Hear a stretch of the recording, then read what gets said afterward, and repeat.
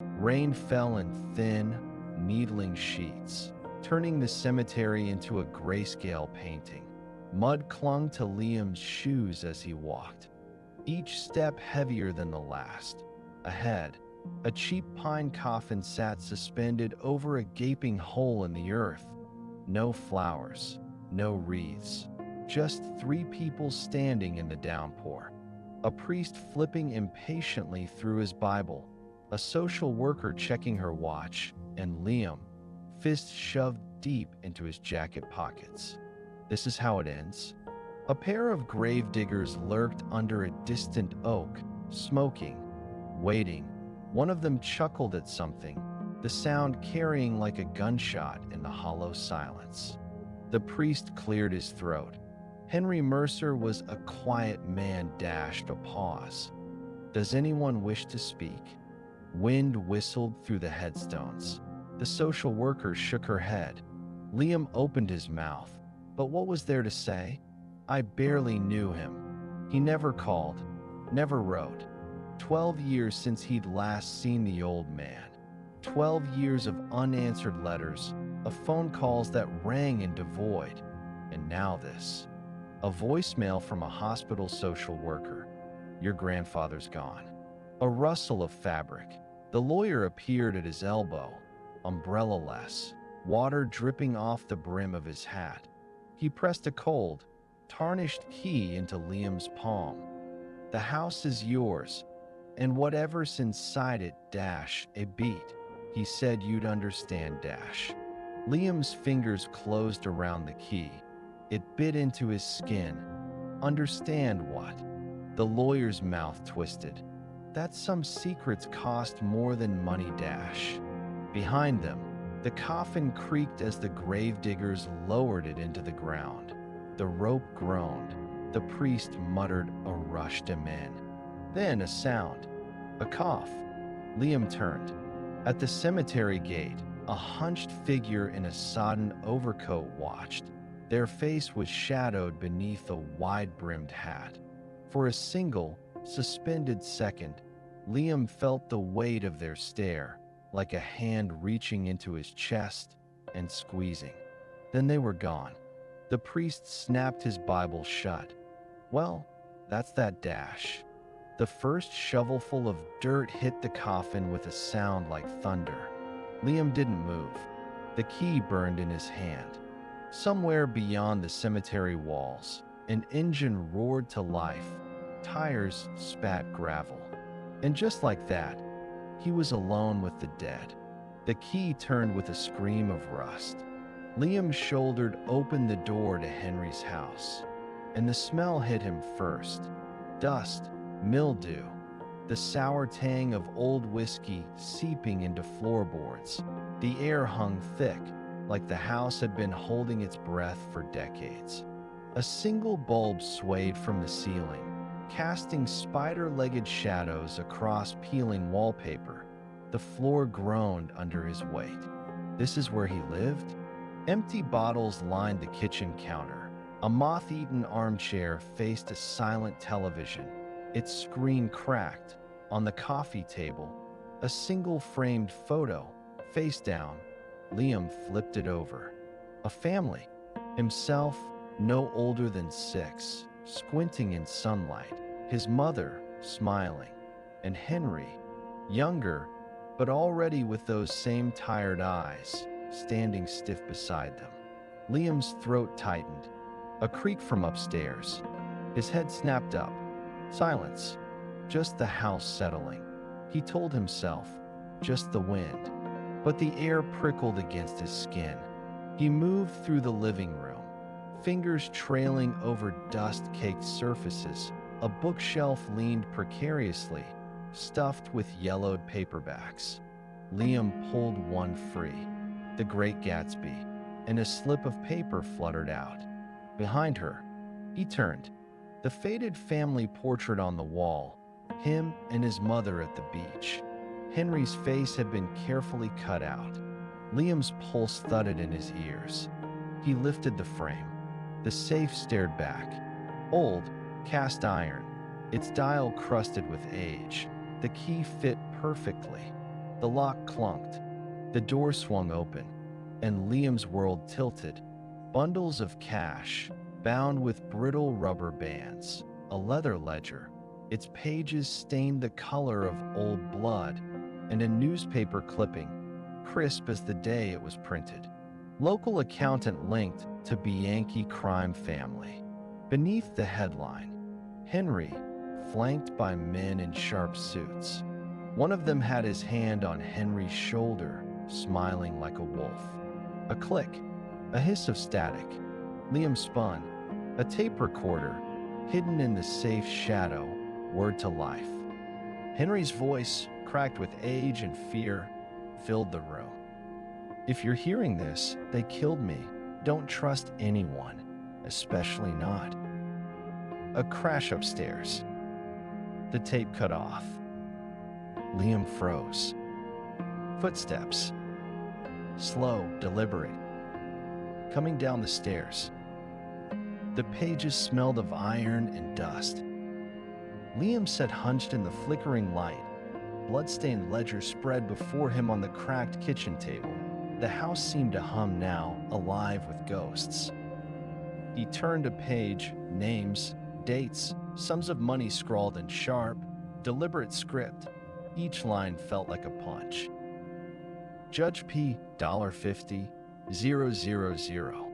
Officer R, $15, 000. Tony Two Fingers, $200, 000, deceased.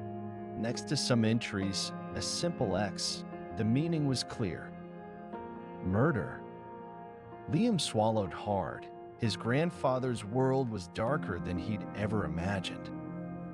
But then he saw it, one phrase circled in deep red ink. $20M extraction, final move, vanish dash. A cold wave washed over him. He stole from them. As if summoned by the thought, the house seemed to shift. Wood creaked, the bulb overhead flickered. Liam's fingers trembled as he turned another page. A name stood out, one he knew. Senator M, $500, 000, cover-up. His breath caught. That senator was still in office, still powerful. The ledger wasn't just history, it was a threat. A sudden static buzz broke the silence. Liam jumped. His phone lit up, unknown caller. His heart slammed against his ribs. He hesitated, then answered. A voice smooth as silk, sharp as a knife. "You have something that belongs to us, Dash." Liam's throat went dry. "Who is this?" he managed. A soft chuckle. "Let's not pretend. You know what you found. We know where you were, Dash." Click. The line went dead. Liam stared at the phone, blood roaring in his ears. The house felt colder now, smaller. The ledger, the money, the tape, none of it was safe. And neither was he. He looked at the portrait, still ajar on the wall. "If you're hearing this, they killed me, Dash." Henry had run once. Now Liam had to decide, run or fight. His pulse steadied. He closed the ledger, fastened the lock on the safe. A choice had been made. Whatever came next, there was no going back. A low rumble cut through the silence. Liam froze. Headlights washed across the peeling wallpaper. He crept to the window, hard hammering. A black SUV idled outside. Its engine purred like a predator. Two men in dark suits sat inside, faces carved from stone. One of them lifted a phone, spoke into it without looking away from the house. Liam's breath caught. "They found me." The ledger lay open on the table, the bloodstain glaring like a fresh wound.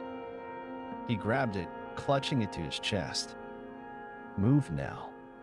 He darted through the house, boots thudding softly on warped floorboards. Each sound felt deafening. The back door stuck.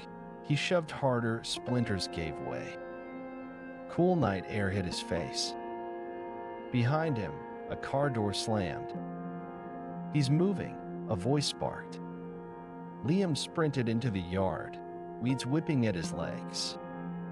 The SUV's engine roared to life. He vaulted a rusted fence, his lungs burned.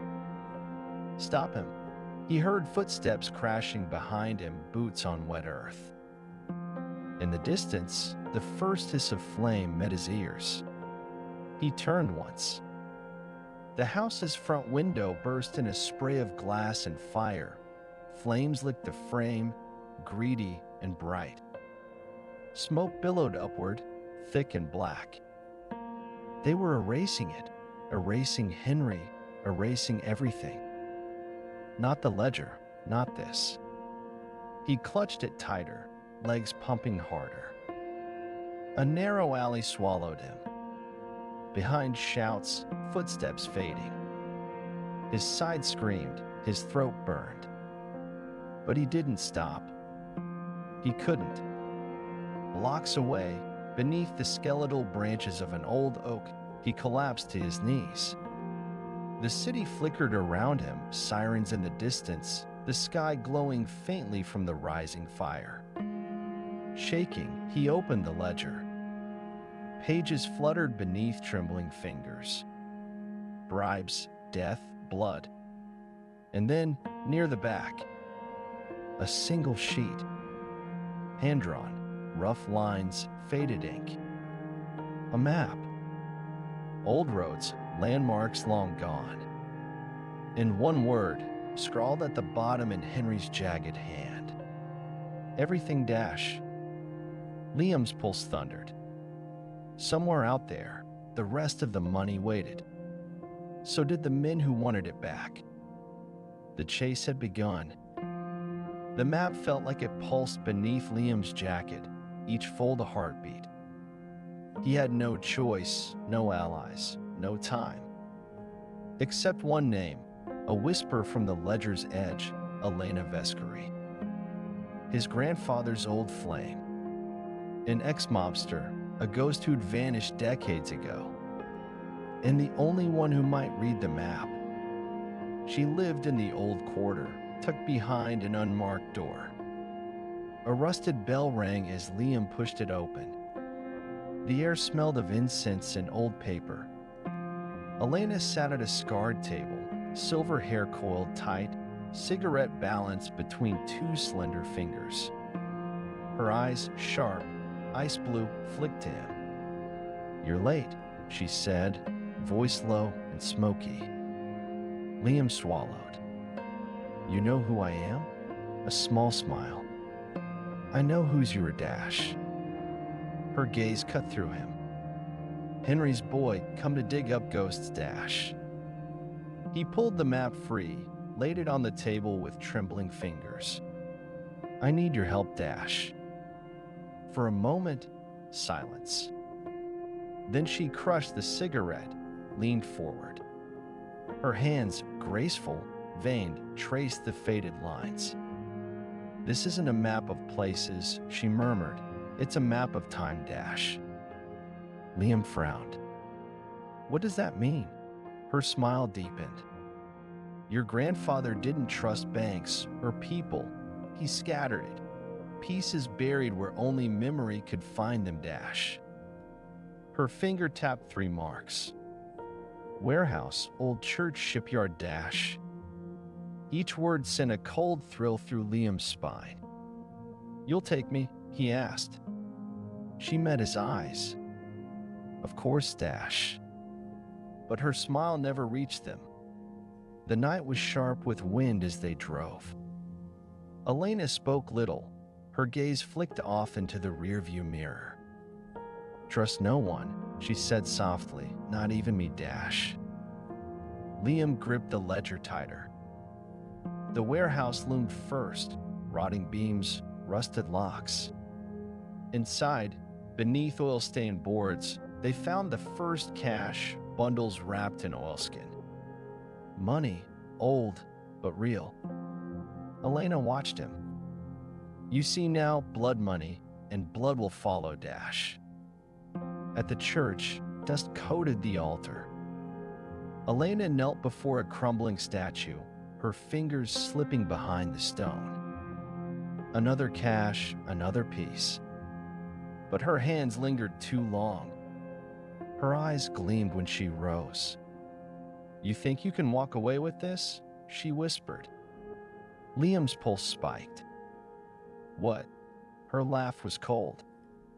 "I've waited 30 years, watched that old bastard steal my life, our life, Dash." She drew a small pistol from her coat. "You brought it to me, like a good boy, Dash." Liam's breath caught. "You loved him, Dash." Her face twisted. "I loved who he was, not what he became, Dash." The gun trembled, just slightly. And Liam saw it then, beneath the steel, the fracture. "Elena, don't do this, Dash." But the door slammed open, boots, shouts. The men from the SUV. Chaos erupted. Gunfire cracked the air. Liam Dove, the ledger clutched to his chest. He hit the floor hard. Smoke stung his eyes. Through it, Elena's silhouette vanished, along with the pistol and one bundle of cash. When the smoke cleared, Liam staggered out, heart racing.